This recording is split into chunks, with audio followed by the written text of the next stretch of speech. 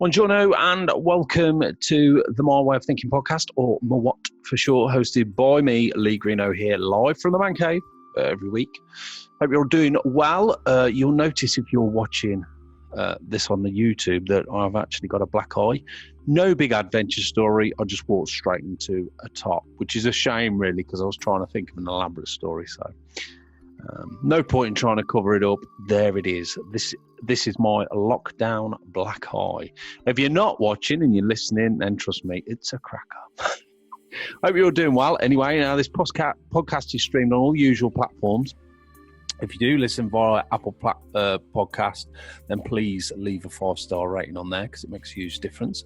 And the video of the chat, like I say, if you want to see this beautiful shiner, is on YouTube as well. If you just put My Way of Thinking podcast in any of these, then I will pop up. Also, take a look at the previous podcasts over the last few weeks. We cover so many things: bipolar disorder, mental health. But along with the serious issues, we also have some fun as well, and we have some humour because we've got to try and be positive. Things are a bit shitty at the minute. So make sure you have a look back on the previous podcasts because there's some crackers. And saying that, there are some brilliant ones coming up in the future. Trust me, I've got an amazing guest on next week, and can't really say who it is right now, but let me just say it's one of the biggest shows in the UK at the minute. So really looking forward to that. And also a Mental Health Week special the week after. A big thing that I've been talking to people about over this last lockdown is a lot more people are saying they're suffering. So I wanted to just do something for people. So I've got 3 of the best specialists out there to come on the podcast and just give a bit of advice, back-to-back episodes, and that'll be the following week. Now, My Way I Think is all about us, amazing human beings that all have a story to tell, and those stories can vary massively. But with the guests I'll be interviewing, you'll always be able to take a little bit of advice or insight into how extraordinary we can all be. Remember 4 rules: 1, no bullshitting; 2, no judging; 3, no negativity; and 4, have fun. Now, today I'm talking to the brilliant Chris Mcilvenny, all the way from Belfast, over the border. I'll say that actually in the interview. Chris is a young actor. He's been in a lot of things already in his young career. We talk about Game of Thrones because he was in there, and other things, and the way he has just put himself out there, the hard work he's been pushing. You know, he's not silly enough to think that this is not about hard work. He's young and he's a grafter, which is great to hear. Unfortunately, COVID hit him with a great job over in Italy, so it's quite interesting to listen to that. Just a lovely, young, bright young man who's going to do really well in the future. So make sure you keep listening to this episode. This is me talking to Chris. So welcome to My Way of Thinking, and today I have a great guest on, all the way from Belfast, over the border. It's Chris Mcilvenny. Woo! How's it going? Welcome, Chris. You all right? All good. Good to be here. Well, good. Here, I'm in my house, but good to be on the show. Yeah, here, there, everywhere. Here is there. I mean, I speak to people all over the world, and it's like, you know, I wouldn't be speaking to you now if it weren't for COVID and restrictions and all that kind of thing. That's so it. It's opened something good. Yeah, it's definitely made us realize how small the world is, because definitely. You can literally have conversations with people from all over the world, like you said. Yeah, definitely. Definitely. So how you been? Okay? Yeah, dead on. Just survived COVID. So yes, a survivor. On the other side of it. So, yeah, just looking forward to being allowed out. I'm allowed outside for a walk on Saturday. Oh, right. So, okay. Because it was like a chain reaction thing. My mum got it first, but she got it on like the 28th of December. So I've been in the house ever since that. Then my brother got it. Then my dad got it. And then I got it. So I was like the last of the chain. So I had to wait the longest time. Have they all been okay? Have they had any difficulties breathing or anything like that? Or has it just been like... Yeah, well, my dad has COPD. So all year we've been really worried about him getting it. Yeah. But he had a bad cough. He has a bad cough, but he's getting a bit better. Thank God. Brilliant, yeah, brilliant. So, it is a nightmare, isn't it? At the minute, I'll just be glad when it's all over with. Won't we all? Back to normality, whatever that is. I know, yeah. Will it ever be normal again? Yeah. Well, look, thanks so much for coming on the show. You've got a really interesting story, and of course, you're over Belfast as well. And I've not done an interview with anyone over there, so it's all good. It's going to be interesting to have a chat. But what I always do is do some light-hearted either stories or facts. And obviously, I haven't done anything from Belfast, so I was looking at facts. And to be fair, even though it's not far away, it's one of those places I've never really visited. I've had chances to, but I've just never got around to it, and I really want to. So I will do, but obviously what's happening at the minute, that ain't going to happen soon. Yeah. Now, every time I do these facts, usually good old Google never lets me down. But we'll see. You can tell me if it's complete bullshit or it's true. Okay. Now, apparently, Titanic's a massive thing over there, isn't it? Yeah. Because it was built over there. See, it's funny. Like, we have, like, a lot of our tourism is to do with Titanic. We built this a couple of £1 million big building, Titanic Belfast. There's Titanic Studios. There's Titanic Quarter. There's a university in the Titanic Quarter. It sank. I think they forgot that. Like, people are like, well, we built that. I'm like, well, it didn't do very well. Yeah. But, yeah, they're very proud of it here. It's strange. Yeah, as soon as you look for like facts on Belfast, loads come up about Titanic being built there.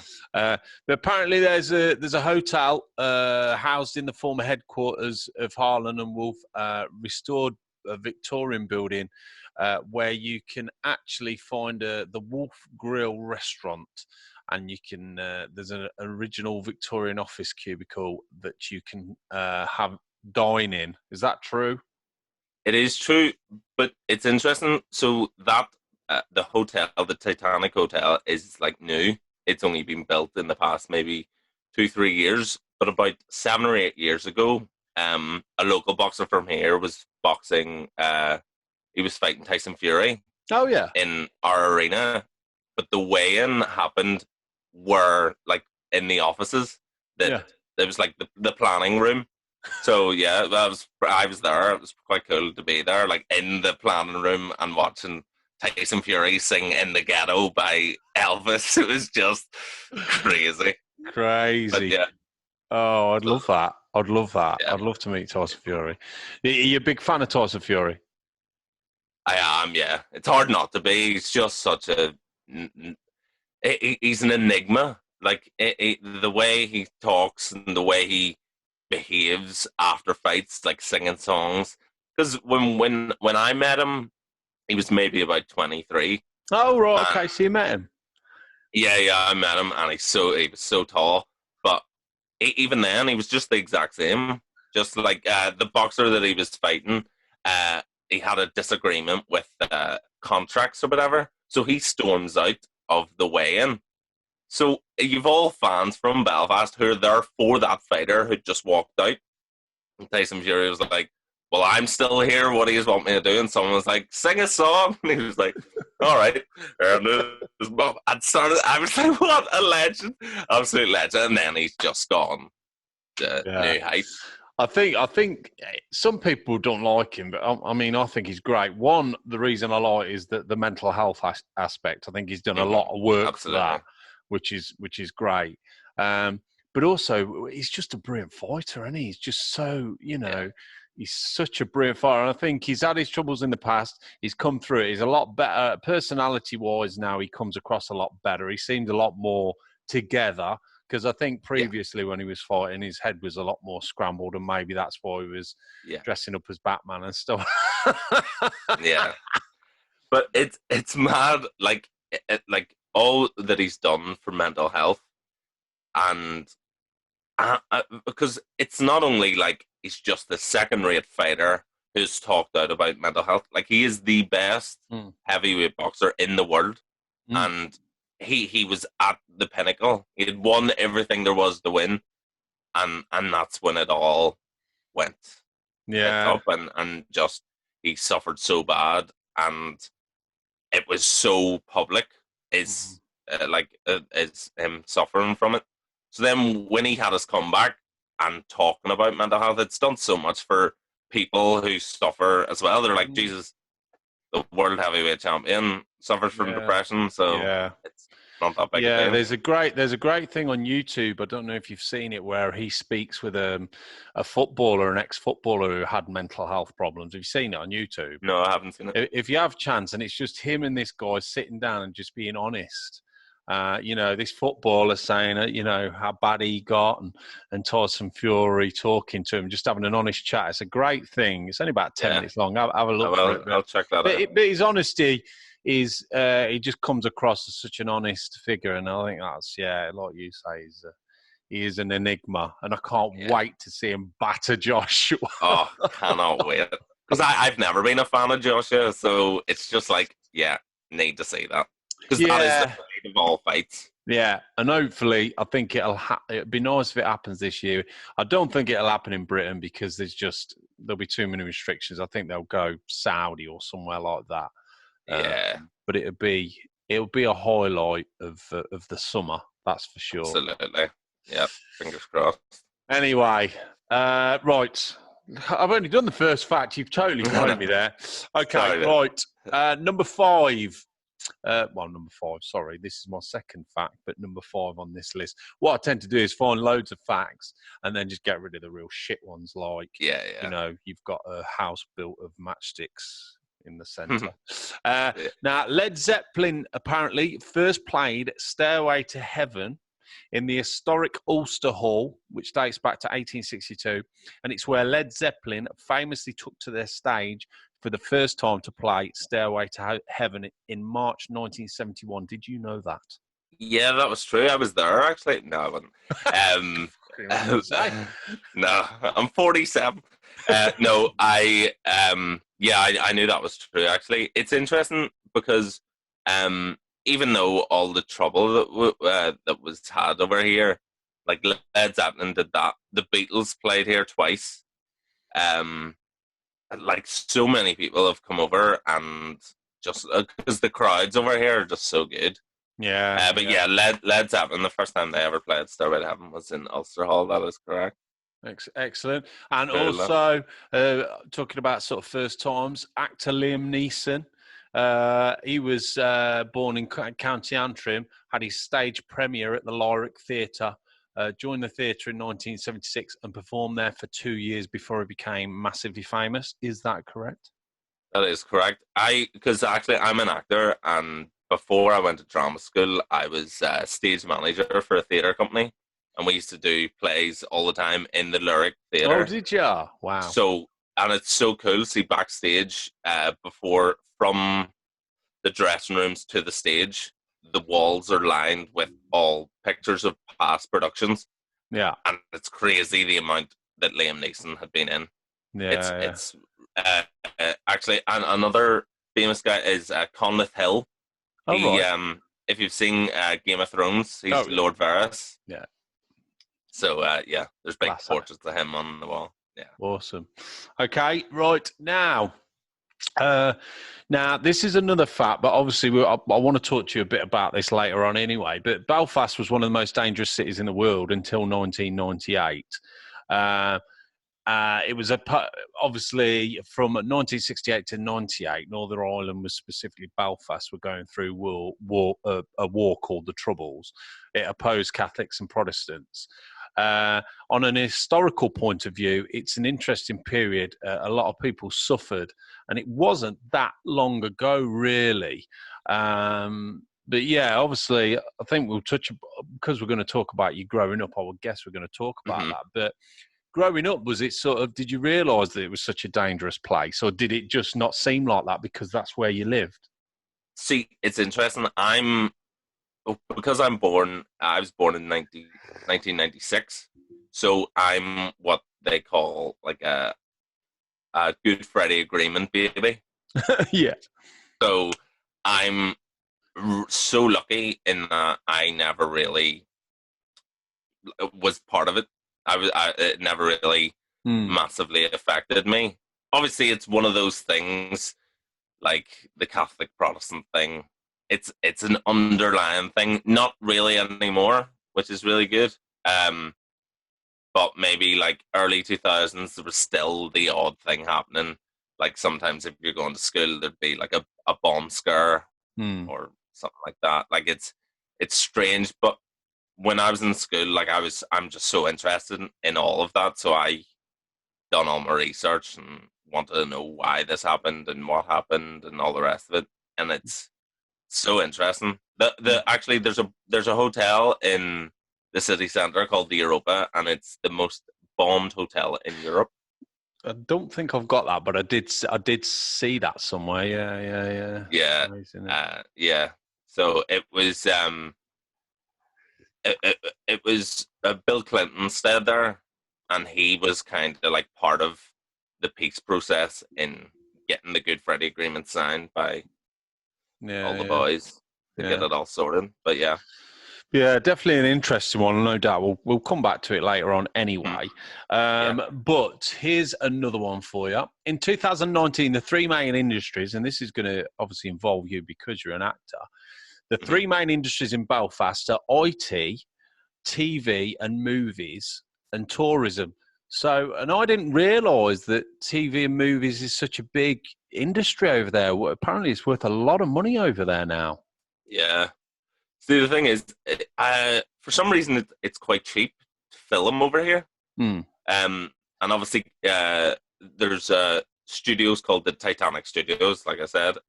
It's the biggest sound stage in Europe. Yeah. So Game of Thrones was filmed there. A lot of Vikings was filmed here as well. But it's an industry that it's growing like by the day. It's so big over here. Because it's so cheap, there's so many actors and local technicians and cameramen and all that. So it's such a big industry, but it's only been maybe in the past 15 years that's came about. Because a lot of the time, the only things that were filmed here were dramas about the Troubles and stuff. Yeah. Do they have a lot of good tax breaks over there? Do you know? No, I don't think it's like that. I think it's just normal tax-wise. I think it's more to do with locations and stuff are quite cheap to obtain. So and the soundstage, I think relatively speaking, it must be cheap enough. Yeah. And you can kind of do anything you want in a soundstage. So if you think of it, really, that Titanic quarter, the Titanic Studios, is sort of really put Belfast on the map for TVs and movies. It really has. Yeah. See, it's so mad because obviously for the first maybe 80 to 90 years since the Titanic, our big selling point was the Titanic was built here.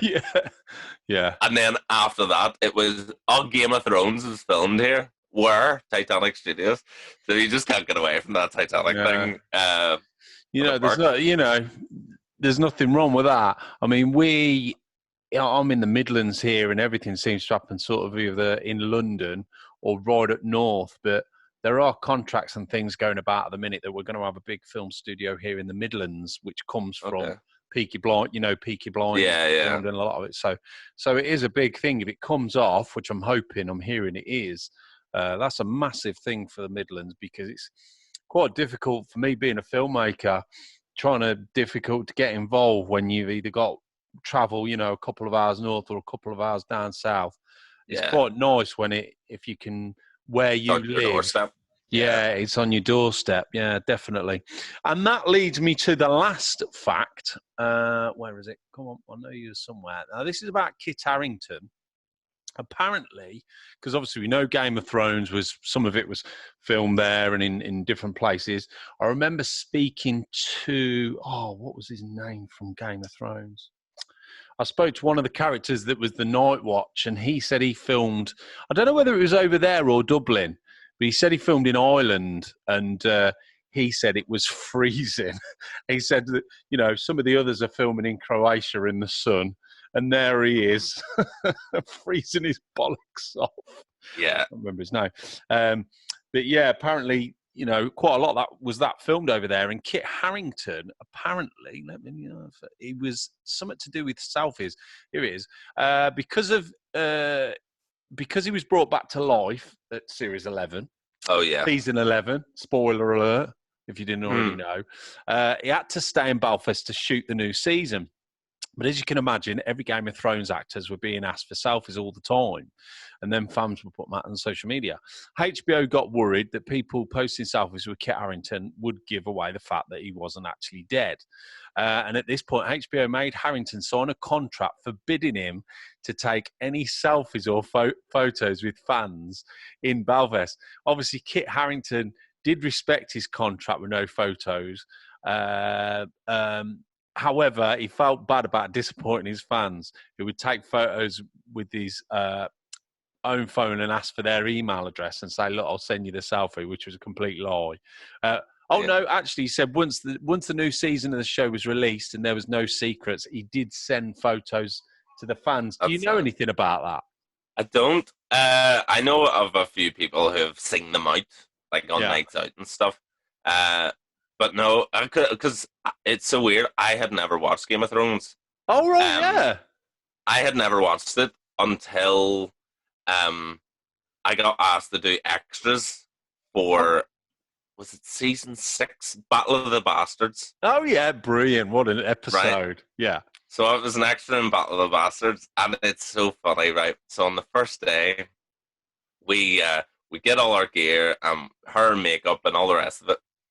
I have no idea who anyone is. So we're all going, there's like 400 extras. And we come to this undisclosed location. We get our swords and stuff. And they say, just go down the bottom of that hill. Yeah. But obviously the whole field was like a set. I bet it was massive, weren't it? It was unbelievably huge. But there was a mountain of like bodies. Yeah. So we go down and... we're all standing there waiting, and then they go, okay, are we all good to go? Okay, can someone get LC?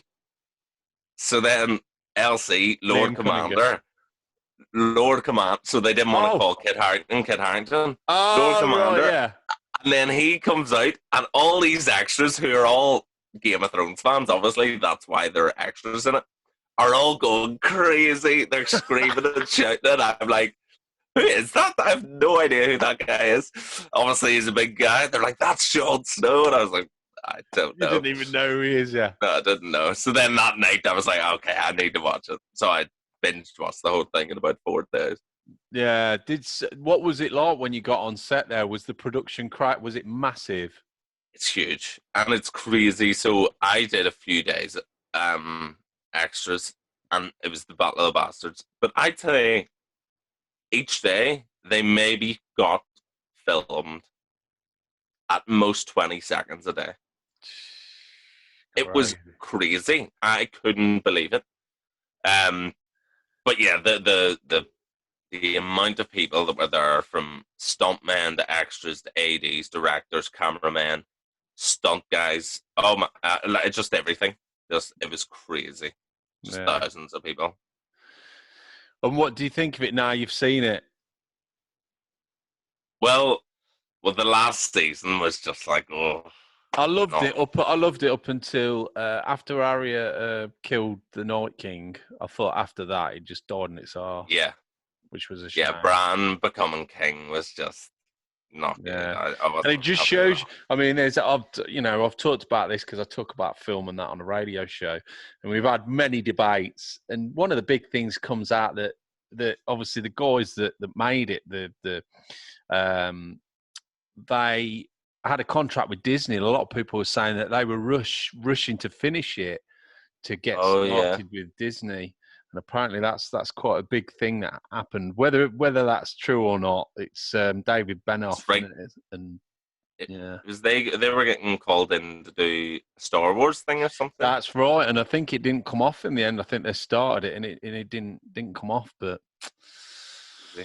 no, that does amaze me. That fact, I can imagine people saying, Kit Harington's such a miserable bastard. He won't even take a selfie. Yeah. I remember the guy who I had a photo with, who I spoke to now. And he was a lovely guy. Owen Teal, his name is. Do you know him? He's an actor. No. I can't remember who he played in it, but he was part of the Alistair Thorne he played. He was the real big guy.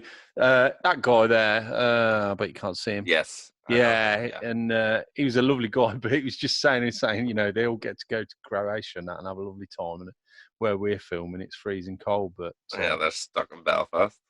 Yeah. Okay, brilliant. So that's all my facts that are all awesome, of course. Yeah. Now, tell us a bit about you. So you're an actor at present. Is that correct? Mm-hmm. Yeah. What led you there, Chris? Did you go to school or college? And tell us a bit about that. Yeah, I went to drama school in Manchester. But it's strange. Like my whole family, if you told them about 10 years ago that I was going to be an actor, they'd laugh. They'd laugh at you because I was really shy, like really introvert, didn't really have many friends, didn't really speak a lot. So when it came to, I overheard these guys in school, in secondary school, saying that they were going to auditions for the school musical. So it was going to be Hairspray.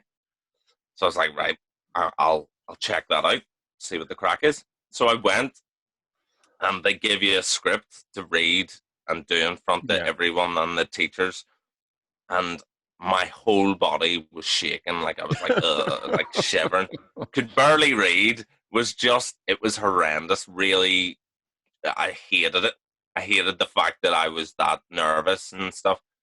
And I have two older brothers, and they're very outgoing people. They could talk to a wall and make a cracking podcast with that wall. Like, they are just so outgoing, and I was just not like that.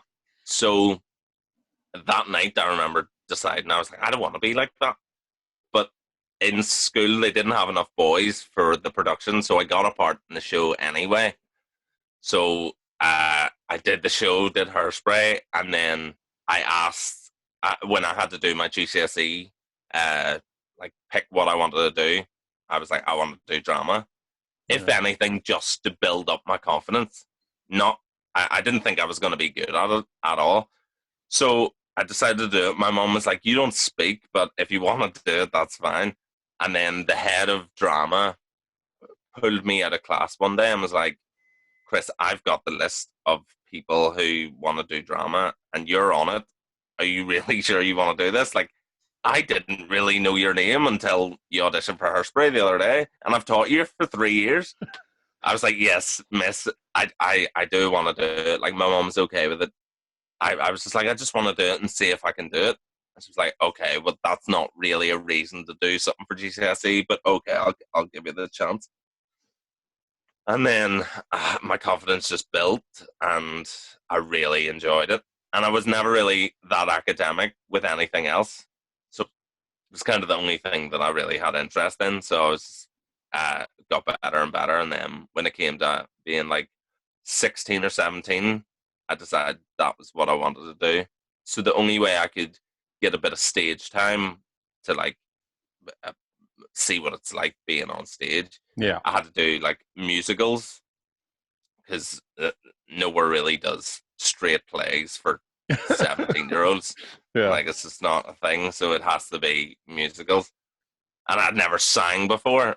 So when my two brothers turned 17, they got driving lessons. I got singing lessons.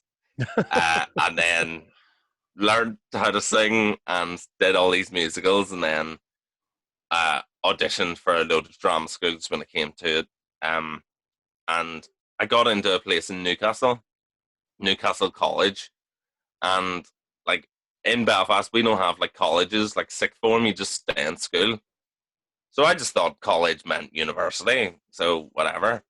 So I got in, all I needed was a C in drama. A C in drama. So I did ICT and media studies, and they were mainly coursework. And I remember going to the teachers and being like, yeah, see that coursework? I'm not going to do it. I don't need to do it. And they were like, that's a really bad call. You probably should try. And I was like, I'm not going to, so just don't ask me for it. I'm done with it. Thanks. I would really appreciate it if you didn't ask me for it. So then I went to Newcastle, and on the first day of the course, they were like, "Hi guys, welcome to the foundation degree in acting and performance practice." And I was like, "I think I'm in the wrong place." And they were like, "What's your name?" I was like, "Chris Mcilvenny." And they were like, No, you're in the right place. And I was like, shit. So I stayed in that course for about 4 months, but it was more physical theatre, and that wasn't really for me. I wanted to do like naturalistic acting, acting for screen and radio and all that jazz. And this was mainly like dance, like interpretive dance and contemporary dance, and it's just not for me. So I decided to leave that course. I came home to Belfast and got a job as a stage manager. I'd never done that before, but I just kind of taught myself on the job. Did that for like a year and a half, and then finally got into drama school in Manchester, and it was the best thing ever happened to me. I mean, you say about being introverted, but some of the best actors are introverted or are short. You know, I mean, I've seen a lot of interviews, and Robert De Niro, a big fan of Robert De Niro, and he's a real quiet, shy guy. I think what makes people like that great actors is it's not that when they're acting, it's like they're doing something that deep down they want to do, but they're not that type of person. So you can sing, you can be whoever you want, you can be anything you want when that camera sharts. And I think, like you say, your brother's allowed. You don't see many actors that are loud and that, and also they got a film set as well. Big personalities on a film set, they all clash. You probably know by now, actors, when things are being talked about or there's nothing to do with acting or blocking, then you tend to stay sort of out in the background because there's a lot of other things going on. It'd be no good if the actor was there going, "You need to do this," and Yeah. So it's interesting because I was an introvert. I felt like I like, it's not like I'm a big extrovert now. It's not like that, but it's just, I just got a bit of confidence in myself to like be myself, because I didn't even have that when I was about 14. I was like, I didn't want to do anything. So then when it came to deciding to do that, it helped. And how long were you at Manchester for? 3 years. 3 years. So it was a 3-year course, and then I moved to London. Yeah.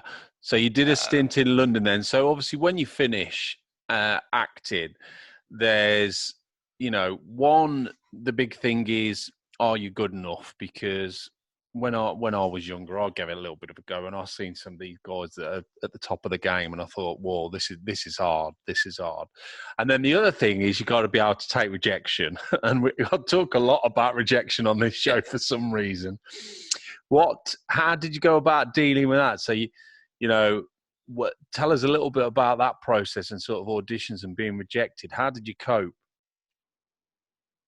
See, it's interesting. I feel like I'm a bit different from a lot of actors that I know and who were in my class and stuff. They seem to believe in themselves a lot more than I do, and I don't specifically think that's a bad thing. Like, I felt like when I got rejections, I was like, I thought I was going to be rejected anyway, so it's fine. And then when I did get a yes, it was like, oh, happy days. That's good. Yeah. So it was I never took it personally. I still don't. It's just like, whatever. What can you do? Yeah, that's a good way to take it. I think you can't, there's a fine line, isn't there? Being that confident that, your ego overtakes everything. And then you've still got to be confident enough to try at the audition. So when you went down to London, what was the idea with that then? So when I was in third year in Manchester, there's this thing called Spotlight Prize, and it's every drama school in the UK and Ireland puts forward one graduate, one person, for this prize thing. So I think there's about 130 drama schools, and then I was picked to be in the top 20. Wow, that's good. So But again, I was like, holy shit, that's crazy. Whereas other people in my class, I think if they got it, they were like, yeah, well, duh, I'm amazing. Yeah. But I was not like that. I was like, that is an amazing thing. I can't believe that. So as part of that, you did a theater showcase. So you just did like a monologue, and then you did a screen showcase. So again, you just did a monologue to the camera, and there's a winner for screen, winner for stage. I didn't win, but it was all in London, so I had to fly back and forth from London, and it was the summer that I had just finished drama school. So being in London and being around all that was just, I was like, oh, I kind of like to move here. Because it was never crossing my mind to move back to Belfast.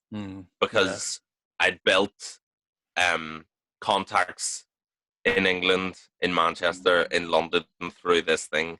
And then I got an agent in London. So it was like, it'd be silly to move back to Belfast. So I decided to move to London.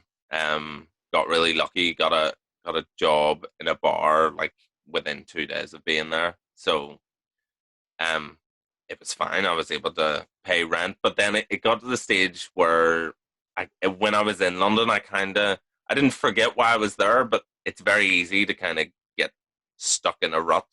Like I was working in a bar full time, like 40 to 50 hours a week, opening and closing the bar most nights. It got ridiculous. So I never really had time to be proactive with my acting. I never had time to like go out and see theater and to be able to go to meetings and meet people. And Were you sometimes doing I'd a have lot to of miss an audition. Were you doing a lot of auditions then, Chris? Yeah, well, I was auditioning. See, because a lot of auditions nowadays are self-tapes. Yeah. So a lot of it was just, which helped me massively because it means you're not on like a time frame. You don't need to be somewhere at 2:00. It's just doing your own time, which was a lot better for me because I was working so much. So yeah, I was auditioning here, there, and everywhere, but was never getting a part. But again, I was never expecting a part. I was always like, if I get a part, that just is the cherry on top. That's going to be amazing because it means I'm in London. I've just got a part in something, whether it be theater or TV or film or whatever, and I'm living in London. Like that's amazing because I love London. I've always loved London. So even having the chance to live there, whether I got a job out of it or not, it didn't really matter to me. Yeah, and the thing is, you say about self tapes, they are brilliant. I did some castings, and self tapes are just as good as an audition. You can, really smash some of the, I've been so impressed with self tapes I've seen over the last few years. It is a great thing that they do that now because, like you say, it makes it a lot more flexible for you. Also, you can do it from wherever you are. And it can be an audition for somewhere the other end of the country. So it opens your options up a lot more, doesn't it? See, what's also interesting is if I ever did have an audition in person, it's really just a glorified self-tape because I would go in, all it would be was one guy reading the script with me with a camera, and that tape is going to be sent to the big casting director. I was like, what's the point in me coming here for you to film me when I can just do it myself? It made no sense to me, but that's the way they do it now. So then it would. Yeah, sorry, go ahead. You're all right. So you're in London. You're doing self tapes. You're working a lot of hours. What happened then, Chris? I got. So I moved to London in like September. So I was maybe living there for about 6 months, 5 or 6 months, and was never getting a part. Had the odd audition, was just working endlessly. And then a friend of mine, who didn't have an agent, he said, "Here, I have an audition." I was like, "How'd you get an audition? You don't have an agent?" He was like, "It's this company in Italy that you go into schools, you do plays for the kids, and then you do a workshop to help them learn English through whatever you've just performed." I was like, well, that sounds amazing, mate. Go for it. And he was like, sweet, I will. So he did it. It was on Skype. And then he was like, after it, he was like, it went so well. I know you said it sounds too good to be true, but it's true and it's real. Would you like me to try and get you an audition? I was like, yeah, so I have nothing to lose. I'm living in London, working 40, 50 hours a week. I'd love to move to Italy. That'd be amazing. Yeah. So, sure enough, he asked whoever auditioned him. I got an audition, did the audition, and was just like, I think I've got that. Within 2 days, found out that I was moving to Italy that weekend. Wow. So it's ridiculous turnaround with stuff like that. So they were like, yeah, can you come over on Sunday? And this was Monday. So I was like, yeah, okay. So I was lucky in that I didn't really have a contract with the place that I was staying. So it meant I could just up and leave. I just packed up all my stuff. But the issue was I had moved everything I owned to London. Yeah. So because I was leaving London for good to go to Italy, I had to take everything that I owned to Italy with me. And they were like, pack kind of light because you are going on tour. So you're going to be in a car and not have much room. I was like, fuck, I need to bring everything. So I had everything with me. Moved to Italy. We moved to a place called Armiditaggia, which is like on the Italian Riviera. It's maybe about an hour and a half from Nice across the Italian border. And it was the most stunning place in the world. So we were there. You did like 4 weeks rehearsals. So this was at the start of February. So we had 4 weeks rehearsals, but after 2 weeks, the director came to me and was like, listen, a guy has dropped out of one of the groups. So would you be able to go meet that group and go on tour with them? I was like, I'll do whatever you want me to do. So sure enough, I went on tour, met them in Turin, and then we toured like around the north of Italy. But the thing is, I was meant to be on tour from midway through February till we were meant to be there till the start of June. I did 4 days tour, and then the schools started to cancel the bookings because of coronavirus. Oh, so that was February last year, was it? Yeah. Oh no. So then they were like, that's they were like, yeah, come back. So we came back to like the headquarters, that Armiditaggia place. Everything was open, it was fine. And then my mate was out on tour and was still on tour. Like they were going everywhere, Venice and stuff, because places were still open, schools were still open. So it just meant I was on holiday and getting paid for it. Like it was amazing. I was going to bars and nightclubs and stuff.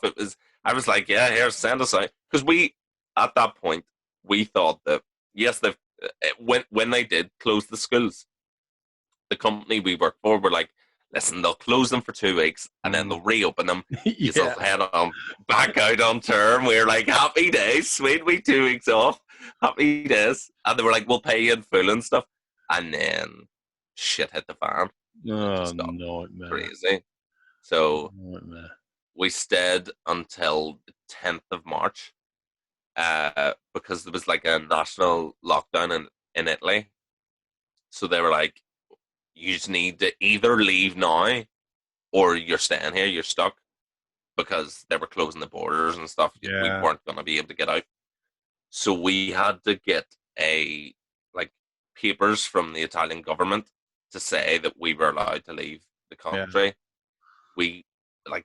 It was like fleeing the country. It was crazy. So we got the train from Italy and into Nice so we could fly home from Nice.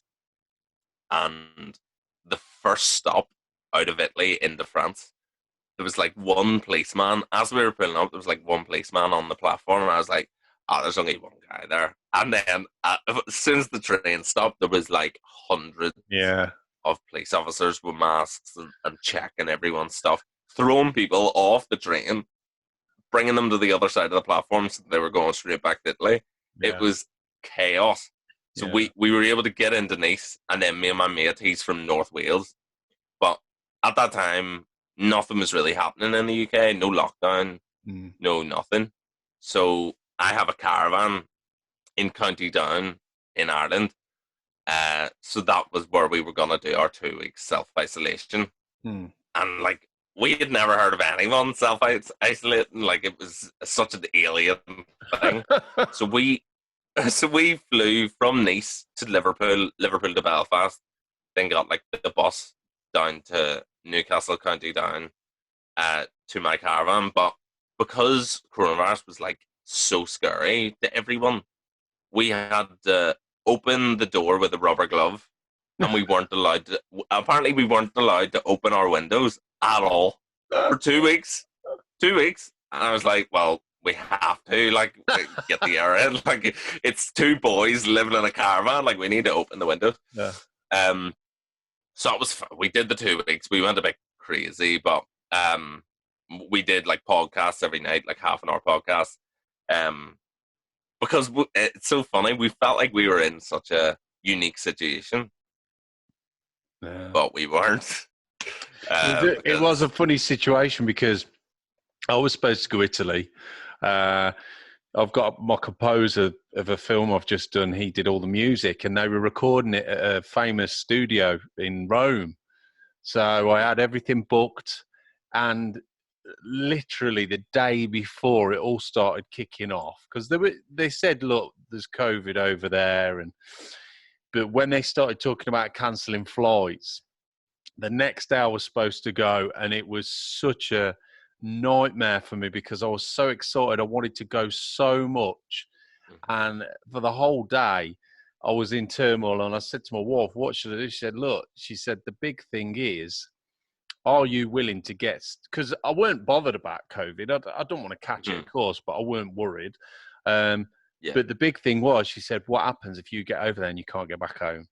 And I said, oh, no, that was the killer, because I weren't bothered to get back flying over there, and but it was getting back. And then I heard, and then the day before it just all kicked off, they were cancelling flights, and I just couldn't go. I was gutted.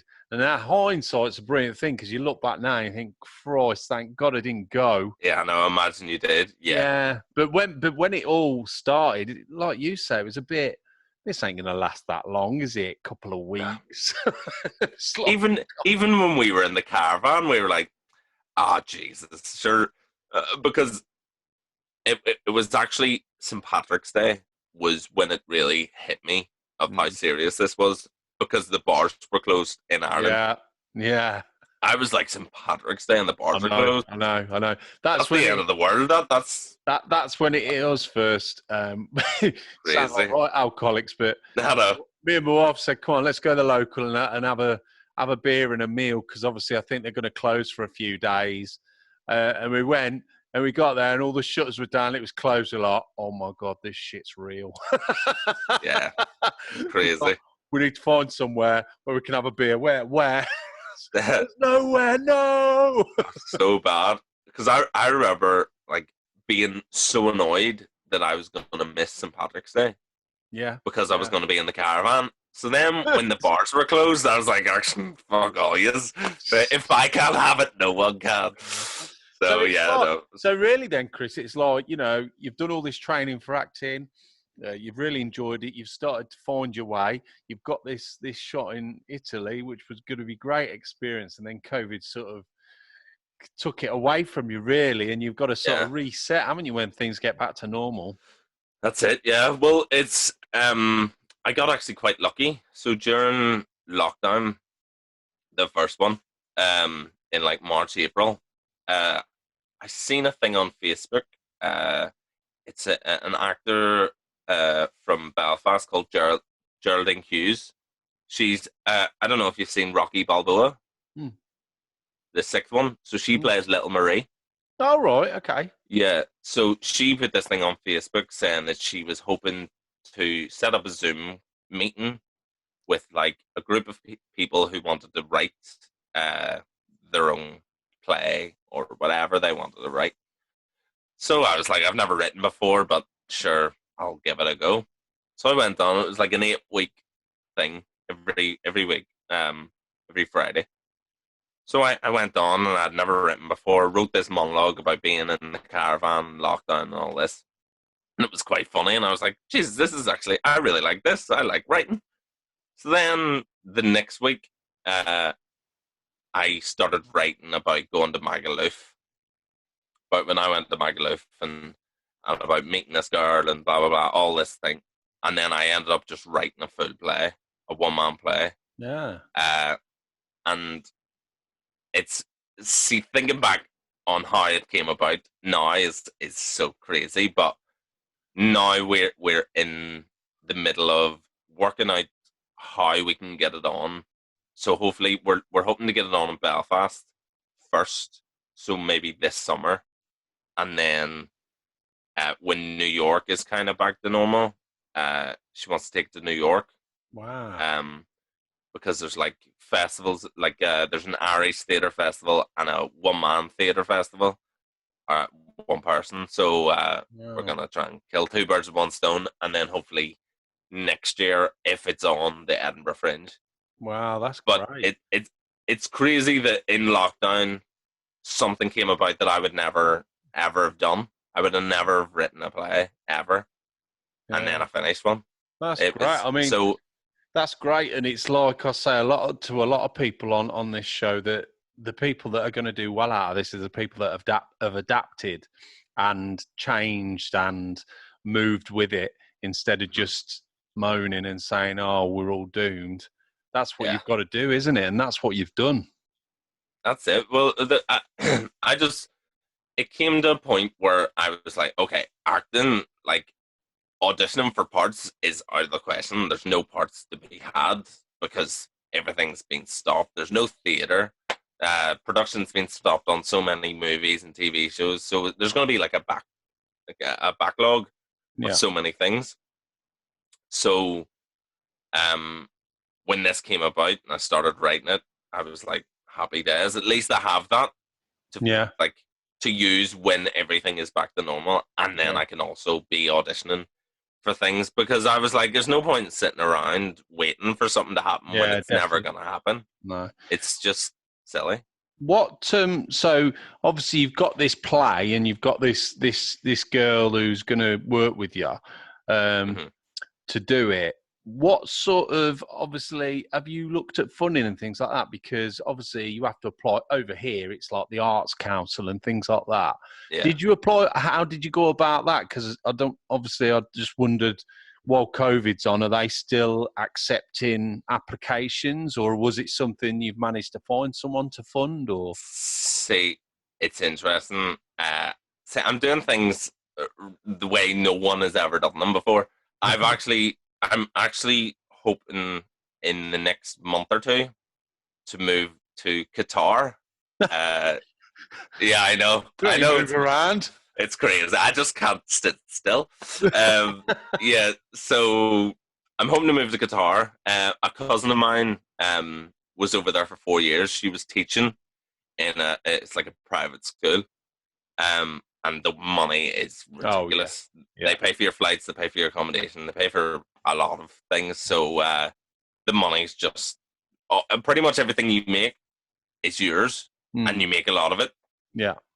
And I was thinking of doing even a year of that, get a bit of money, and then be able to produce it myself with the help of a theatre company that I used to work for. So hopefully that comes about.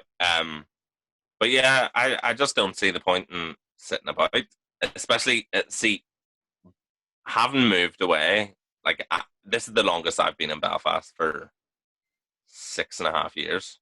And like, I'm back in my mom and dad's house, and I'm like, this is so strange. I don't want to be here. No offense to them. Like, I love them. They're brilliant, but it's not right. I shouldn't be here. I don't like it. Yeah. So a traveling bug. So I'm just looking for any excuse to get out of here, and then that can actually help with the funding of the play. And like you say, it's interesting. You know, while we've all been locked down, you've made, you know, you've done this play. You've made a great connection with this lady. What was her name? Geraldine. Geraldine Hughes. But, you know, so you've made a great connection there. So you work in a path of making it work, even though, you know, we are limited, and so that's only got to be a good thing, hasn't it, mate? That's it. I've nothing else to do. So I bought a PlayStation in the first lockdown, and I was like, everyone's playing a Call of Duty. I'll get a PlayStation, play Call of Duty. Within the first week or two, I was really bad at it, and I was like, nah, I don't like that. Need something else to keep me occupied.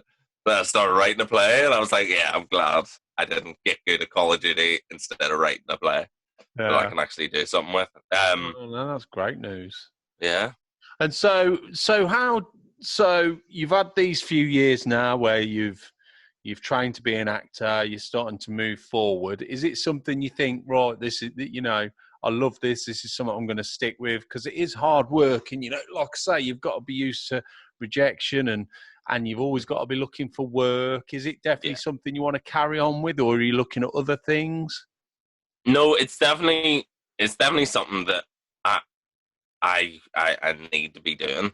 It's strange. A lot of people have told me, like, this is a hard gig, like, you need to maybe have a backup plan. But, like, I've worked in so many bars and restaurants and all the rest. I've had all the jobs, and I don't mind doing those. I don't mind working in a bar. I don't mind living paycheck to paycheck to pay rent. It's not that big. Like, you make enough money, you get by. You're able to do things that you want to do. And when I was living in London, like, I had a life, and I was just working in a bar, and I was able to meet up with friends and go for drinks and do whatever I wanted to do, go on holidays. It was fine. So I don't think there's anything else I could do career-wise. Definitely, like, no. Like, in school, I was never very academic, so I don't think I could, like, retrain, as Rishi Sunak said for us all to do. I don't know if I could, so I'm happy to just I'll stick with what I've got and make it work somehow. That's a good mindset. And it is one of those careers where you just have to keep going. You just have to keep going and keep trying and making your own way, and you're young and you've got the chance to do that. So fair play to you. It sounds good. What do you see for the future then? Do you think you'll end up going over to Qatar and doing some work over there and then working out what you're going to do next? Yeah, well, kind of my rough plan. I wouldn't say it's a plan because nothing's really set in stone, but it is the way I live my life. I just go with the flow. But I'm hoping to go to Qatar, and then obviously because it's a school, I'd be off in the summers. So I want to go to Qatar, and then in the summers put on this play. I really want to make sure that I get this play on, whether it be this year, next year, whatever. I want to put it on somehow. Go to Qatar for a few years, make the money, maybe move to Australia, America. Who knows? Who knows? Who knows?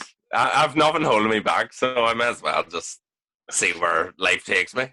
To be young again. Yeah, I'm lucky. Enjoy it. Well, look, now I always ask advice because I think it's important from your side of things is you're still young, and when you took this role of trying to become an actor, it must have been a big thing. Well, maybe it weren't a big thing for you, but it probably would have been for your parents and other people saying, what are you doing?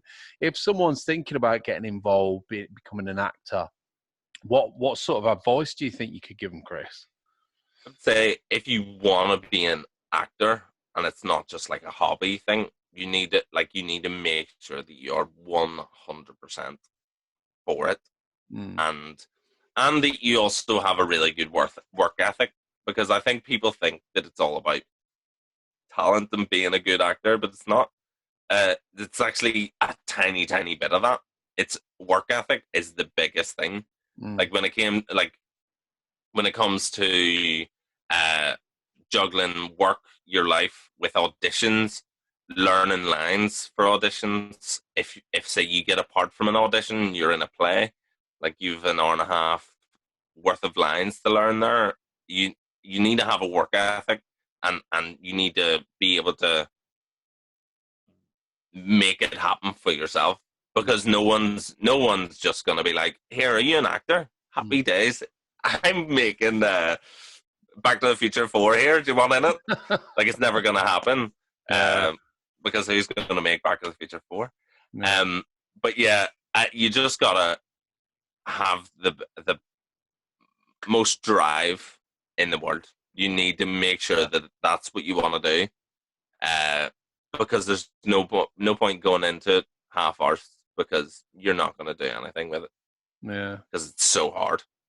That's good advice, because I think that these days you've got reality stars and people like that, and you think, I think kids don't ever think it's on a plate. If you want to carve a career and do well, you know, you've got to work hard. And you see some of these actors now, like people like Meryl Streep and people like that, and they always say they're the first on set, last off, and they don't need to now, but that's just because they have that work ethic in them. And obviously you've got that in you, and whether you got that, you know, you've more than likely got that from your parents. And, you know, I mean, Belfast has always been a big sort of working city, hasn't it, really? It's, you know, hard work, it gets you somewhere. But that's it. Like my dad, his generation is just, you gotta go to work. What are you gonna do? Sit in your arse? You can't. You gotta go to work. Like, my dad has COVID at the minute, and is coughing his lungs up, and it's like, shit, I have work on Thursday, and I'm like, bro, you're not going to work. It's not happening. You can't go to work. And he's like, oh no, I need to go to work. What? It makes no sense. I'm like, Jesus, I would love to just take a week off. You need a week off. He's like, oh Jesus, I had a week off. I was like, that was Christmas. You know, I have COVID. You need to take it easy. But it's just with people here, working class people, anywhere really, it's all about making something of yourself and working hard to get whatever you want. Yeah, that's nothing else for it. Great advice there, Chris. And I always ask my guests for a favourite. So whether they've got a favourite film or a book or something like that, just something that people, if they're listening, they can get access to also. Have you thought of one? My favourite film is One Flew Over the Cuckoo's Nest. Yeah, classic. And it's crazy. A lot of people haven't seen that. I know. Which blows my mind, because not only is the story good, it's hilariously funny. It's quite sad.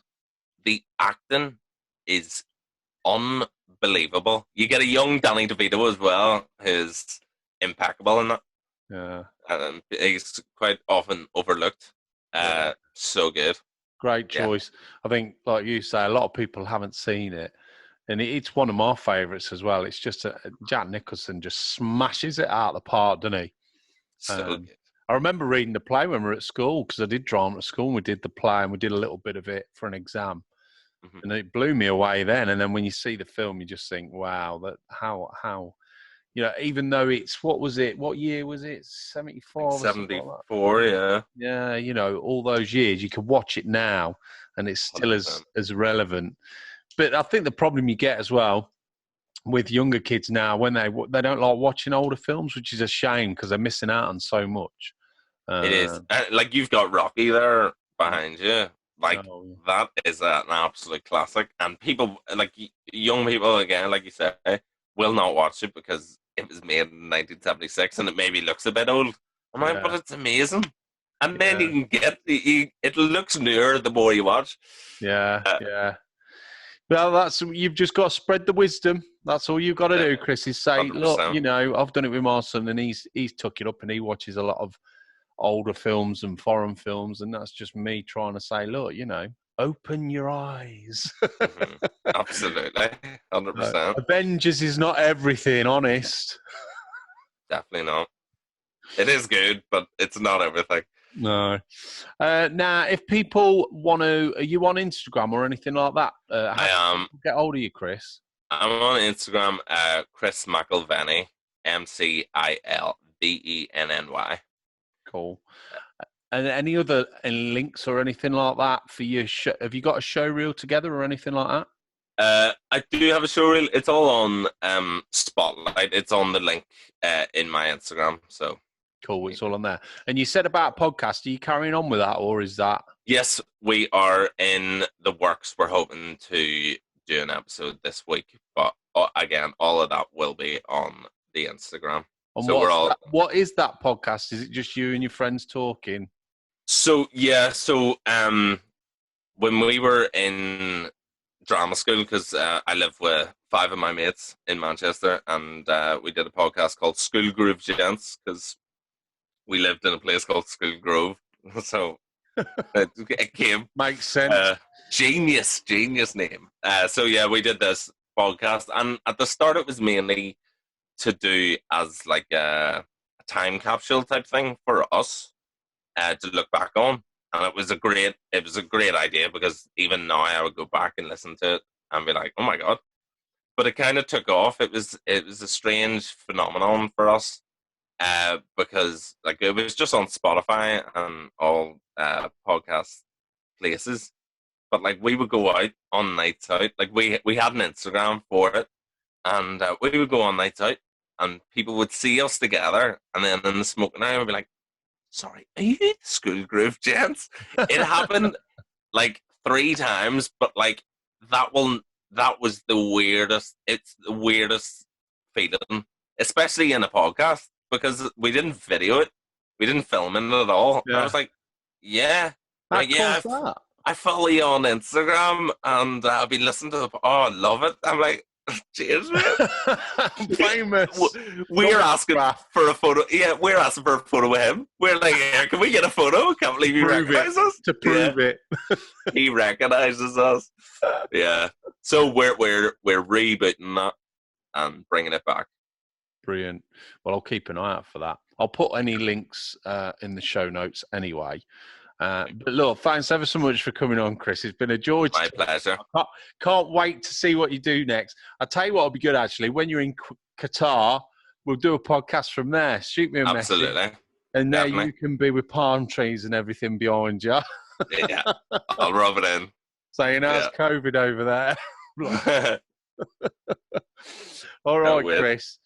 All right, thanks. Thank you very much, buddy. Chris. Take care, and I'll speak to you soon. See you later. See you later. So that's it. Massive thanks again to Chris for joining me today, and also to you for listening. Make sure you follow the podcast, because, like I say, coming up over the next few months, there are some extraordinary interviews. Next week, I'll be talking to a guest who is on one of the biggest shows in the UK at the minute. Can't wait for that one. The podcast is streaming on all the usual platforms, iTunes and Spotify, so please leave a rating on there and subscribe. To keep up to date, you can follow us on social media, which is Facebook, which is My Way of Thinking Podcast. Instagram is MWOT Podcast. And also Twitter, which is My Way of Thinking, with a 3 on the end instead of a G. Every week, I put the whole conversation on YouTube as well. If you want to see this beautiful face and this big black eye, just put My Way of Thinking Podcast on there. And finally, if you want to get in touch, you think you might be a great guest or know a great guest, then drop me an email. It's mywhatpodcast@aol.com. Until next time, God bless. Take care.